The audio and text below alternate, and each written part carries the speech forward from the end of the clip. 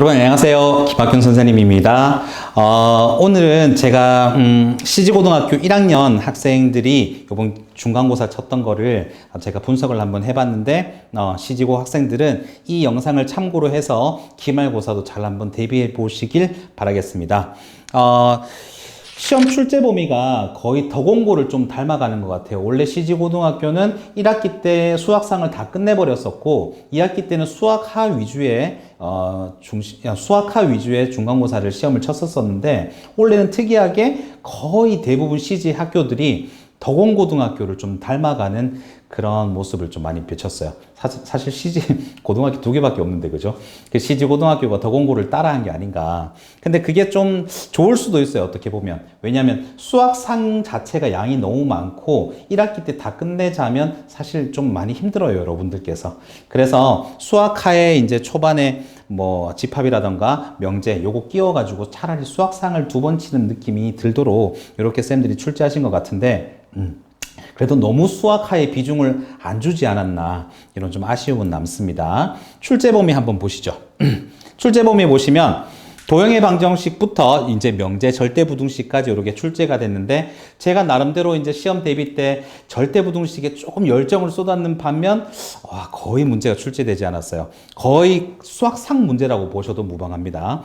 보시면 아시겠지만 첫 번째 단원이 도형의 방정식과 이동이 10문제가 나왔는데 배점이 거의 절반을 넘어요. 50.8점. 그 다음 두 번째 수학하에 해당되는 거 2개 합해가지고 10문제. 5개 이렇게 냈단 말이에요. 그래서 수학상에 좀 비중이 많이 높았던 시험이 아닌가 싶어요. 물론 문제는 총 20문제로 10개씩 똑같지만 난이도로 봤을 때는 수학상이 좀 많이 어려웠습니다. 자, 출제 범위 보셨고 이제 시험 문제 특징을 한번 살펴보겠습니다. 자, 여기 선생님이 정리해 놓은 챕터예요. 요거 한번 같이 보시면 아시겠지만 가운데 CG고 변화의 첫걸음이라고 제가 이제 제목을 의미심장하게 담아놨었는데 이게 한번 보시죠.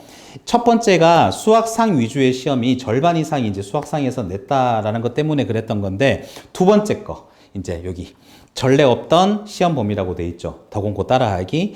기말 범위도 약간 특이할 것으로 예상이 되긴 한데 어떻게 될지는 잘 모르겠습니다.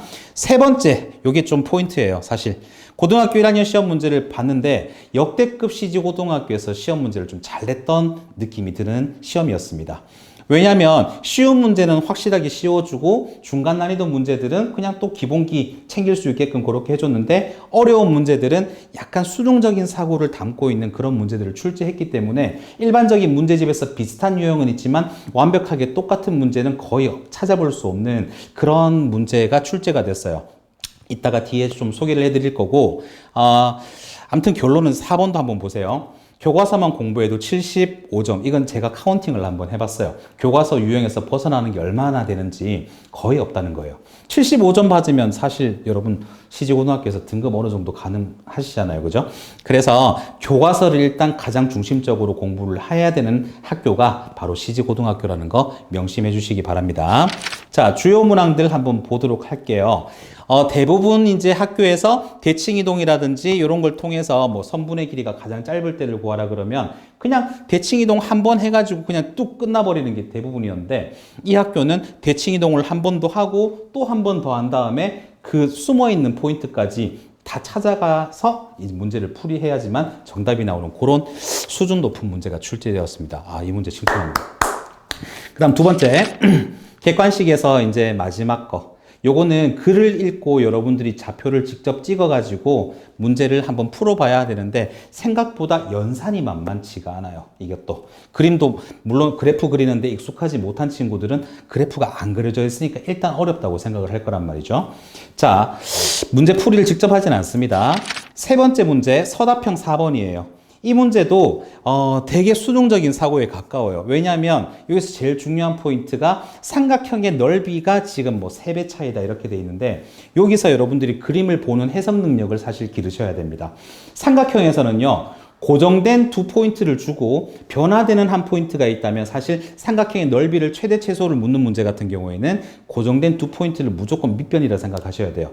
그래서 변화하는 것은 결국 높이 변화에 따라서 넓이 변화가 이루어진다는 거 알겠죠? 그런 것에 대한 사고를 묻는 문제였기 때문에 굉장히 좋은 문제였다고 생각이 들어요. 그래서 이 문제도 모의고사에 되게 가까운 느낌의 문제가 아닌가. 일반적인 문제집에는 잘 찾아볼 수가 없어요. 그 다음에 요거 서답형 마지막 거. 이것도 그림이 되게 간단하게 생겼는데 사실 점 4개 찍어보면 사각형 넓이를 구하는 거고 고정된 삼각형 넓이는 그냥 기본기로 구하시고 한 포인트를 이제 더 찍어가지고 여러분들이 추가로 삼각형 넓이를 하나 더 구할 때 이게 이제 접선의 개념까지 같이 생각을 할 수가 있는지 되게 종합적인 사고를 담고 있는 문제였습니다. 그래서 이 제가 방금 소개해줬던 문제들 4문제가 생각보다 수준이 많이 높은 문제예요. 이런 문제들을 제가 분석을 해봤을 때 여러분들 지금 고등학교 1학년 선생님이 굉장히 실력이 높으신 선생님이라고 제가 생각이 됩니다. 그래서 시험 준비할 때 100점 이상은 받을 수 없겠지만 1등급 이상 받으시려면 반드시 모의고사 문제들을 병행해야 된다고 저는 생각이 들어요. 자, 그래서 시지고 내신 대비 핵심을 제가 3가지로 이렇게 묶어봤어요. 첫 번째, 센 RPM 교과서 미리미리 다 풀어보시길 바래요. 이것만 해도 75점은 받는다라는 거죠. 두 번째, 모의고사 기출문항으로 해당 단원을 꼭 연습하셔야 됩니다. 왠지 이 단원이 어렵게 나올 것 같으면 그 단원에서 반드시 출제됐던 모의고사 문제들을 반드시 다뤄줘야 될 거예요. 여러분들이 찾기 힘드시면 하이퍼 수학에서 직접 다 찾아서 수업을 해드리니까 너무 크게 걱정하지 마시고 수업 시간 열심히 잘 따라오시면 될 것 같고요. 마지막으로 3번 정리된 것들 한번 읽어보시죠. 잠깐 멈춤해서 읽어보시면 될 거예요. 자, 주요 비주요 단원을 여러분들이 직접 분류를 하시고요. 선생님들께서 강요하시는 그런 단원이 있다면 그 부분을 좀 많이 집중해서 공부하셔야 될 거예요. 시험 문제 보시면 알겠지만 자기가 좋아하는 단원 문제를 되게 많이 냈단 말이에요. 그러니까 조금 요번에 기말고사 범위가 딱 정해졌을 때 약간 비주류 단원이다 싶은 건 과감하게 좀 버릴 필요도 있고요. 주요 단원인 것은 반드시 여러분들이 심화적으로 약간 심도 있게 공부를 하실 필요가 있다는 게 저는 느껴졌어요. 자, 출제자 스타일을 간파하는 게 일단 가장 중요한 것 같고요. 여러분들이 학교 선생님하고 친하게 지내시는 게 가장 좋습니다. 학원 수업도 우수하지만 학교 선생님들이 중요하다고 하는 말씀들을 그게 가장 중요하니까 내신 대비는 항상 학교 위주로 준비를 하시고 선생님들이 아무리 열심히 해줘도 여러분들이 열심히 하지 않으면 성적은 절대 올라갈 수가 없습니다. 그래서 여러분들 기말고사는 중간고사 2배 이상 열심히 공부 한번 해보세요. 무조건 좋은 결과가 나올 거예요. 자, 분석 영상 여기서 마치겠습니다.